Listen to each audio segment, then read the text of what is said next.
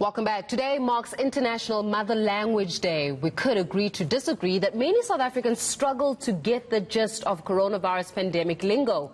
So many terminologies surrounding this global pandemic, such as efficacy, herd immunity, asymptomatic, just to name a few. Now, where does this leave an ordinary South African with a limited educational background?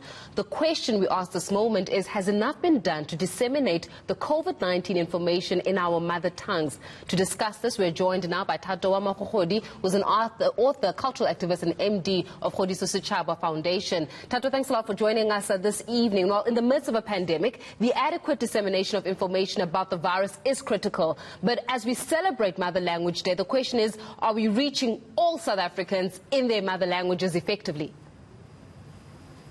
Thank you very much. We are humbled to be here. Indeed, we have not reached the point where we are reaching all South Africans across the length and breadth of the country adequately.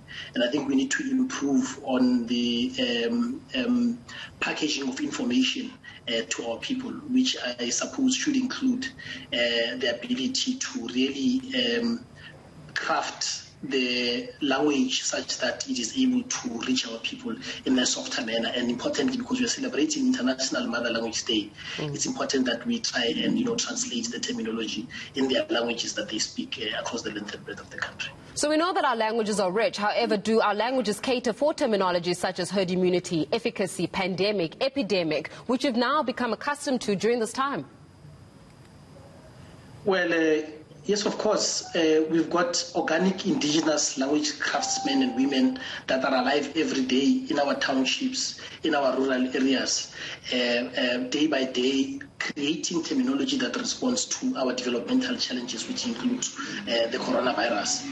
I can tell you for free now that if you listen to Gwala Gwala you'll be able to hear the Swati speakers. They've already have a term for corona, which is Inkotsamave. The Stramtosians who speak Tsotsitaal in our townships have a term. They call it Kovivi.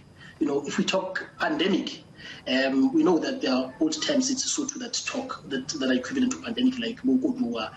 The Rastafarians think this thing was planned. They call it a pandemic. In Setswana, so yes, there's terminology that is there. We just need to consult our organic indigenous language craftsmen and women out there who would assist us to really understand how this language is developing, responding to challenges such as the pandemic that we are facing.